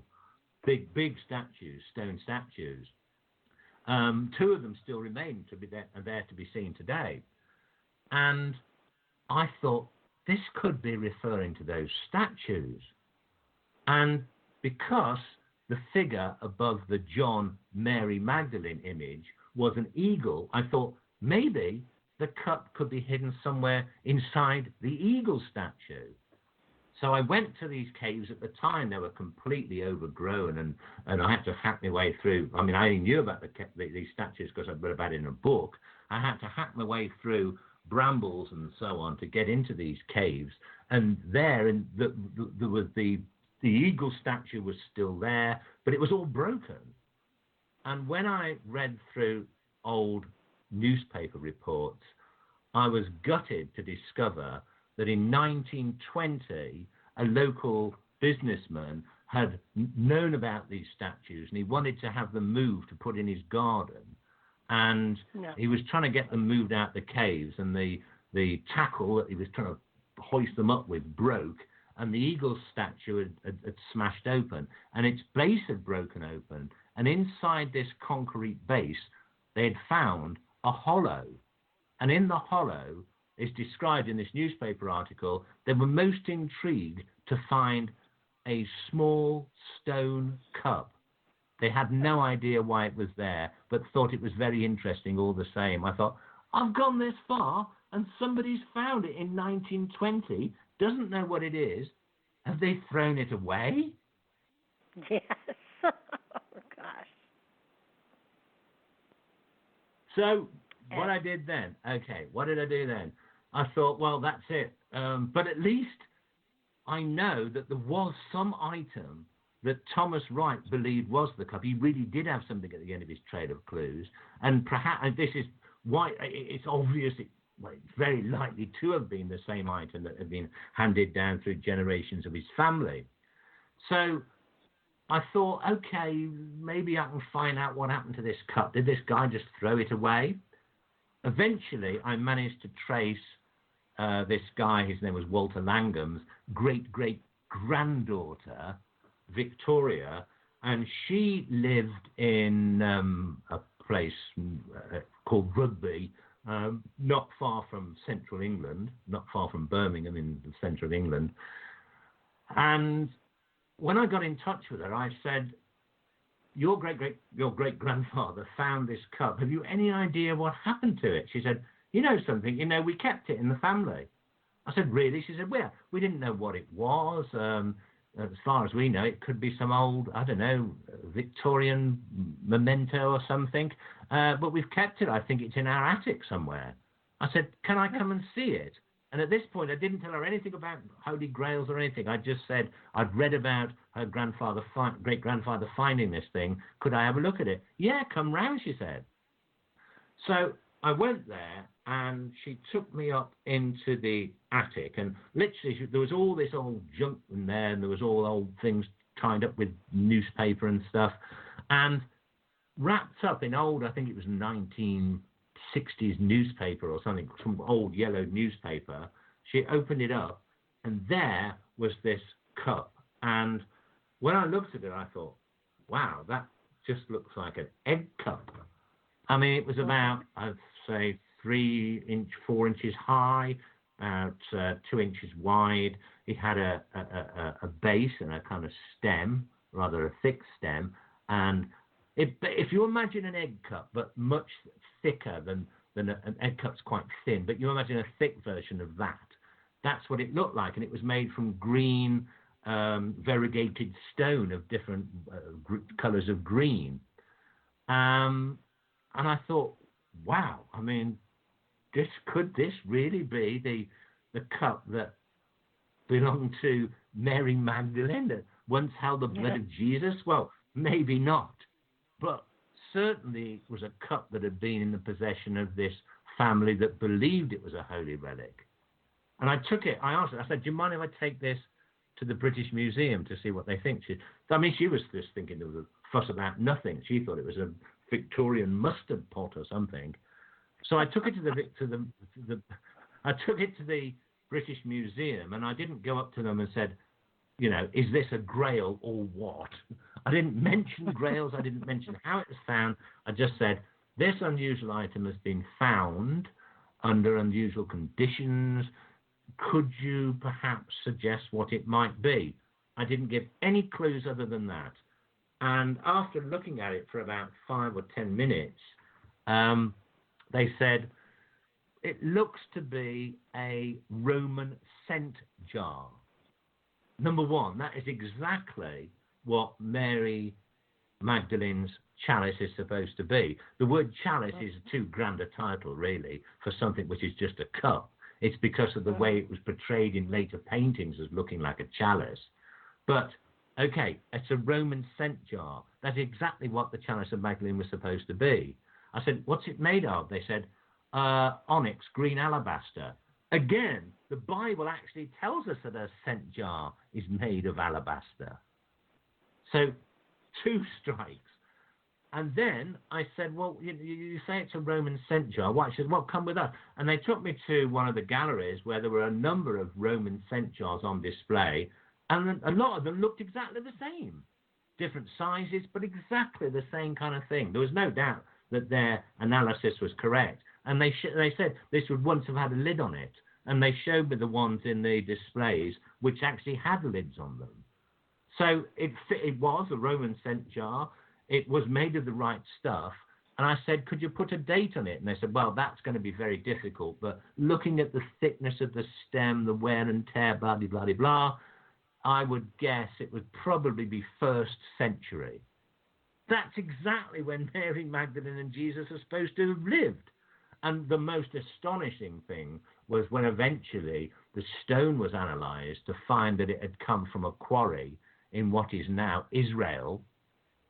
It came from the right place, the right time, was the right item, and was made of the right stuff to have actually had been something that belonged to Mary Magdalene. I mean, I was just gobsmacked at all this. So that's pretty much where it ended up. We couldn't prove this hadn't been found in situ, as they call it. You hadn't been dug out the ground, so archaeologists could work out exactly how long it had been there. But from all the circumstantial evidence, I really did seem to have a cup that had certainly started the King Arthur Grail romance, but may actually have once really belonged to Mary Magdalene. So it seems I had found the Holy Grail, and then all hell broke loose. Yeah, I assume it didn't go back to the attic. No. What happened first of all is it stayed with this family. I wrote a book about this, about the Holy Grail, and I just wrote a book about the Holy Grail and the history of it and everything. And this bit about the finding of the cup kind of came towards the end of all this. Really, I've been looking into the Grail legend and the King Arthur legend simultaneously. And when the book was published that included this find in it, which came out in England it was entitled The Search for the Grail. When it was published in America, they changed the title to The Chalice of Magdalene, which I assume is the version of the book you have, but it's pretty much the same. When The Search for the Grail book came out in Britain, it was published by Random House, so it got quite a lot of coverage. They were very good publicity. I mean, the publicity machine just went into overdrive. There was like nearly every national newspaper in this country was covering it. It even ended up in Newsweek in the States. I mean, it was everywhere. It was the Catholic countries in particular, like Italy and Spain, Mexico. They were going mad about this. You know, oh, man finds Grail, man finds Grail. And then, because of all this, the people that had it were being inundated with reporters, journalists turning up at their doors at all hours of the day and night. And it just so happened that the family, the lady and her husband and their family were involved in the local politics. And their political opponents were making a lot of thing about this. Oh, yeah, you claim to have the Holy Grail. Yeah. As it was working out quite detrimental for them. So they basically said to me, Graham, look, you can have this cup. You can keep it. It's worth nothing to us. We don't believe it's the Holy Grail. We think it's some kind of mustard pot. We don't care. You can have it, but on the proviso that people come to you and they leave us alone. And so they gave it to me, and I kept it. And I've actually still got it until this day. They didn't want it. And, of course, after they didn't have it at their house and people knew that I had it, they were left alone, so that suited them. But the publicity kicks off, and then this is when the Pope gets involved.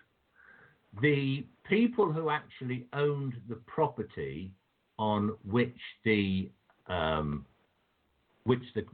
the cup was actually found in this cave in the 1920s, it's called Hawkstone Park. It's a golfing resort. There's a hotel, a golf course, and then there's this kind of cliff, this big hill with cliffs in the center of it, almost like a mesa, I suppose, but of white cliffs with trees all over it.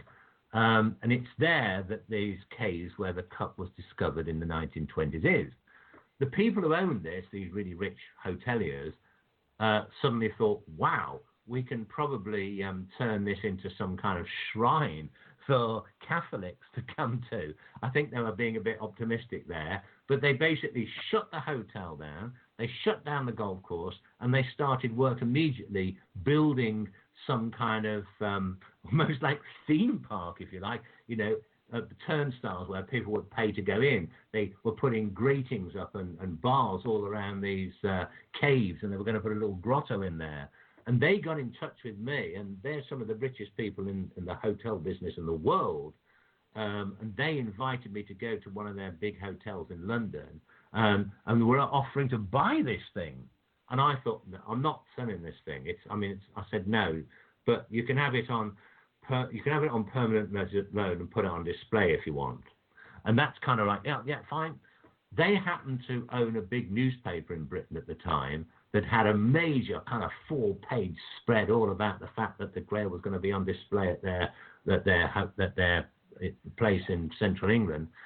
And the Italian press took up on this and decided to do a feature about what other people think about this man in England finding the Grail. So they went round, and what was happening is that there was churches, cathedrals and abbeys all over the Catholic world, all saying, this guy in England can't have the Holy Grail. We've got it. We've had it here for ages. And there was a real big fuss going on about which one was the real Grail. So some journalists in Italy went to the Vatican and said, okay, there's these Grails coming up all over the place. People haven't, a load of churches throughout the world were coming forward saying, no, we've got it. People had never claimed to have said that before. Were saying, we've got the Holy Grail. This guy in England hasn't got it. And so they then said, okay, this was the announcement from the Vatican. His Holiness, this was John Paul II, back in the 92, I think this was, or 91, 1991. His Holiness, the Pope, is considering all these claims. He's reading the book. Now, he was Polish, and my book had been published in Polish, so I assume he'd read it in Polish. He's reading the book by the British author who claims to have the Grail, and he will make an announcement at the end of the week. How they knew the Pope would be able to make a decision in 3 or 4 days, I have absolutely no idea. But on a Friday afternoon, it's traditional for the Pope, or was then, for him to come out onto the balcony overlooking St. Peter's Square and make various pronouncements. And that Friday, he came out onto the balcony overlooking St. Peter's Square, holding a copy of my book in his hands. I've got a photograph of that somewhere, waving this copy of my book in his hands. And basically what he said was, none of these claims are real because we've got it in the Vatican. Now, that was the first time I know that the Vatican ever claimed that they had the Holy Grail. They never produced it as proof, but that was the end of this idea of thousands of Catholics coming to this grotto, this shrine that these hoteliers were opening in the centre of England. So suddenly they just abandoned the whole thing, turned it back into a golf course, and gave me back the cup that was going to be on display. But then after the whole thing kind of pretty much died down, and that was the end of that. And I keep the cup to this day. Well, I think it's in good hands. You're not trying to make money out of it, for sure. And again, history has a way of preserving the things that need to be preserved in strange fashions. Look at the Dead Sea Scrolls. I mean, they're preserved, and the reality is, it's a matter of faith. What is the Holy Grail? Not a matter of proof or carbon dating or anything like that. It's what you believe. So I think you're safe. I think it's very safe with you.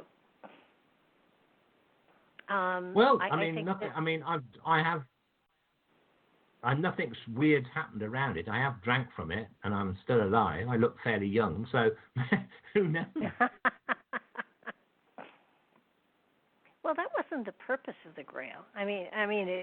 Those things did conceivably happen around these objects, but has more to do with belief and faith, I believe, than anything else. And if you believe it can do something and you believe hard enough, it most probably will happen. And I think one of the amazing things about all of your books, actually, is that the research that you put into them is phenomenal. We don't have time today, but you have done a magnificent job in the Grail book, in the Magdalene book, of tracing who King Arthur actually was.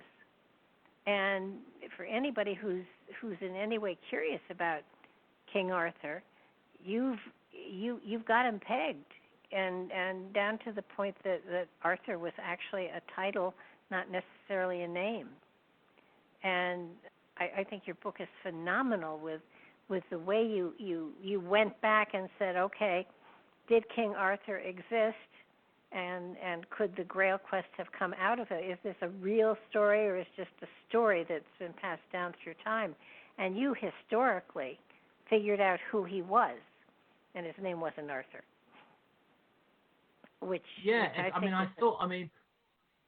In order for the Grail to have any kind of historicity during the Middle Ages, you've obviously got to look into the King Arthur story. I mean, was he a real character, or was he just made up? And clearly the King Arthur that was written about by the romantic writers of the Middle Ages is fiction. You know, the man who fights dragons, rescues damsels in distress, and all that sort of thing. But what is interesting, I mean, these stories were composed during the 1100s to begin with, but they set Arthur much earlier, 600 years earlier, around the year 500. And that time, Britain, the Roman Empire had just collapsed. The Roman legions had left Britain. This country had fallen into a state of virtual anarchy with separate tribal kingdoms feuding between themselves. And it's this period that Arthur is set, and he is said to have been a figure who united these warring tribes to repel new invaders. Most people think that the Anglo-Saxons are the original Britons. They're not. The Anglo-Saxons came from Germany around 500 AD and invaded Celtic Britain, which had been the people that were here during the Roman period and before. And it was King Arthur, or this chieftain Arthur, who united the various tribes to help repel the Anglo-Saxon invasion. And this occurred, according to the oldest stories, around between 500 and 530 AD, where he managed to repel the Anglo-Saxons. But once he died, unity fell apart and the Anglo-Saxons eventually invaded all of what is now England, Angleland, England, named after them. So us English are actually invaders. The native Britons were driven into what is now Wales, and that's where the Celts are now. They're the native Britons. They speak a completely different language, Welsh, which derives from Brythonic, the language spoken throughout Britain at the time. Now, this King Arthur was then, he would have been like, if he had lived around 500 AD, he would have been a Roman-style soldier, not a person with heavy plate armor like the knights in shining armor in the Arthurian story. That comes much later. He wouldn't have fought with a great big broadsword, but with a shorter thrusting sword called either a gladius, or a sparta, like a shorter cavalry sword. The way he would have lived, he wouldn't have lived in a huge cold Gothic castle of the Middle Ages. His fortifications would have been more Roman style wooden stockades, and the palace wouldn't have been a castle, it would have been more like a Roman villa. So you're talking about a very different kind of Arthur to the one we imagine. But the reason why he is portrayed as like a medieval knight is that during the Middle Ages, people didn't know what people were dressed like and looked like and lived like hundreds of years earlier. So they tended to set stories of the ancient world in their modern context. That's why medieval paintings very often depict the Roman soldiers at the foot of the cross during the crucifixion as dressed in armor like they would have done in the Middle Ages, because they had no idea how Romans would have dressed. It's only more recently we discovered this. So this kind of putting Arthur in a medieval context and then adding fantastic stories to it to make the stories sell is one of the reasons why people have thought, well, no, Arthur wasn't real. But when you look into the historical documentation that still survives, it's rare, but there is some of it that still exists in places like the British Library, you find that well before the Arthurian romances are written in the Middle Ages, closer to the period the real Arthur is thought to have lived, there are accounts of a man called Arthur who united the Britons at exactly the time that the King Arthur of the romances did. Now, various historians have tried to find out if this man was real and locate him, and they failed. There are plenty of genealogies, in other words, family trees, written during what was the Dark Ages, the period after the collapse of the Roman Empire. There's these various documentations written telling us who ruled where, and none of these people were called Arthur. But I discovered that there was a book written by a British monk called Nennius, within about 20 years of the time that the historical Arthur was supposed to have died. So you've got a man who's writing at the time, well, he would have been, when he was younger, he would have been alive at the time that Arthur had ruled Britain, if Arthur really did exist. Now, he writes in his book called On the Ruin and Conquest of Britain, his book still survives in the British Library in London, he refers to various chieftains of Britain. And he refers to one of them that seems to have power over all the others, the leader. Now, he refers to these people by name, but very often he refers to them by their title. And many people in Dark Age Britain, many Celtic chieftains, were given names of animals as honorific titles. An animal that somehow represented their prowess, like if you were cunning, you were a fox, and so on. And he refers to various chieftains by these battle names, these honorific animal titles. And he was writing in Latin because he's a monk, and he refers to this one chieftain, this person who seems to be holding the rest together and leading them as a kind of generalissimo, a sort of chief high king.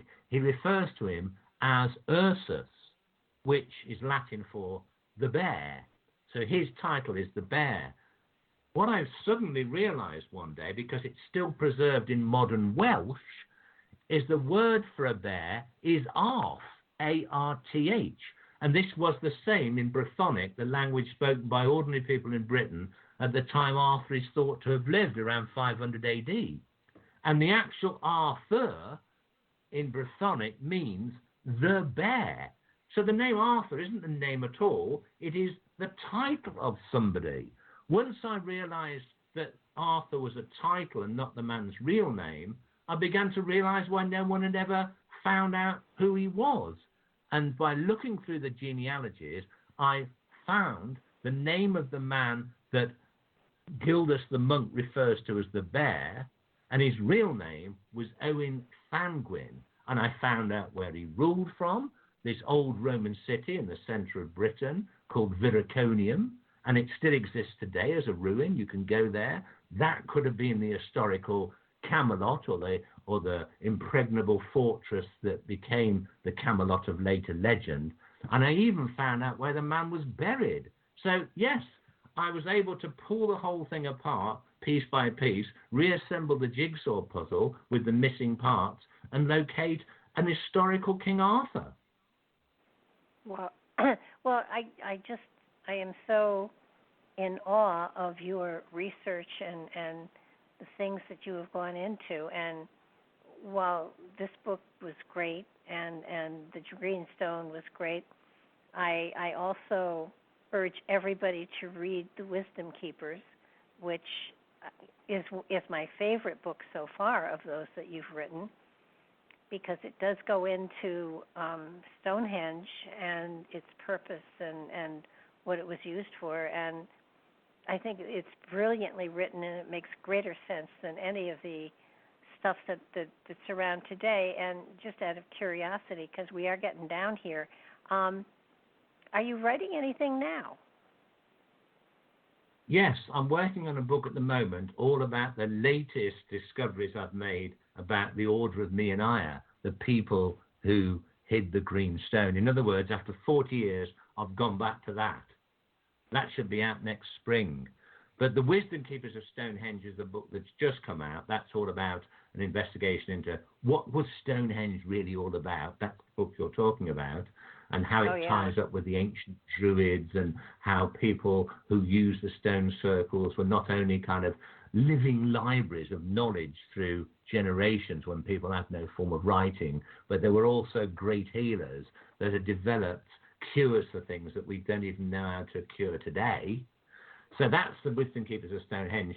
The things I've been talking about, what people might find interesting, like the Green Stone and King Arthur and the Grail, all of these, well, I tend to make quite a few short films myself and put them on my YouTube channel, which is Graham Phillips Author. And there's a half-hour film I put together about the Green Stone, which includes interviews with people back in 1980 who were actually witnessing all these strange things going on, like Marion, the psychic lady, and Alan Beard. They're all there. Of course, they've long since passed because they're a lot older than us. So you can actually look at that video and see reconstructions of what we did plus interviews with people who have been dead for many years, unfortunately, but were witnesses at the time. And I've also put together a few short films so that you see the sites, and I explain the logic behind my research about the Holy Grail and about the Wisdom Keepers of Stonehenge, King Arthur, loads of stuff. But have a look at that. It's Graham Phillips, author, my YouTube channel.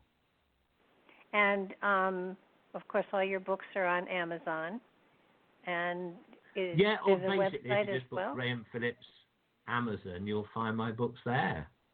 I think I've written about 17. You've written a lot of them. I recently got the one on Shakespeare, which I'm fascinated with too. So you will be back. Yeah, he was.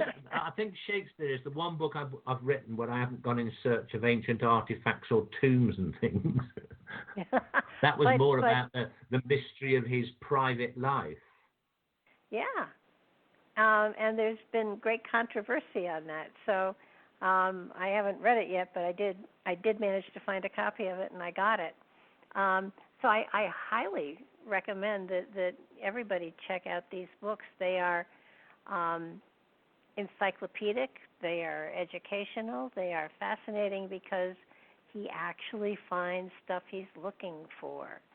So well, if you want to see them all in one place, if you go to my website, grahamphillips.net, that's grahamphillips.net, and you click there, on the front page, you'll see all the covers of my books. You just click on those, and I've got a good few pages for each book online with all pictures of the places involved, and I basically explain the whole books there. So to get a general idea of what my books are about, I'm not like some authors that, well, you've got to buy the book before you find out what it's about. You can go on my website, click on one of the books, and find out what it's all about, and see the argument and all the evidence there. Oh, not only that, but your books are, I call them easy reads because they flow so easily, and you're taken right into the story. So you're not given. It's not an academic work. It is a historical work for sure, but it's not written in a dry way.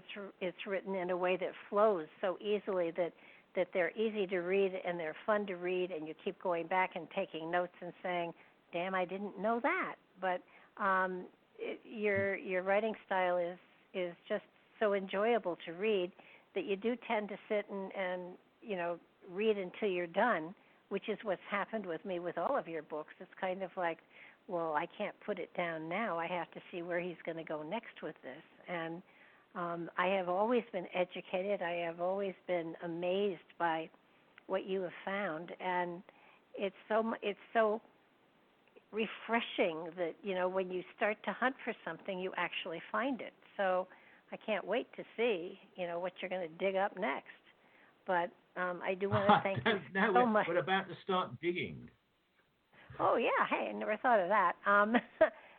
But it's fascinating, and of course you live in an area that is so rich with history that it's fascinating in and of itself.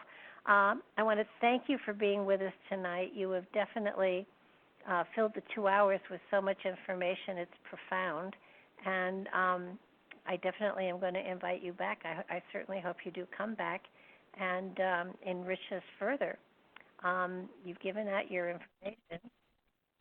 So are you going to be doing any conferences or anything like that in the near future? Well, I've just done quite a few over the last few weeks.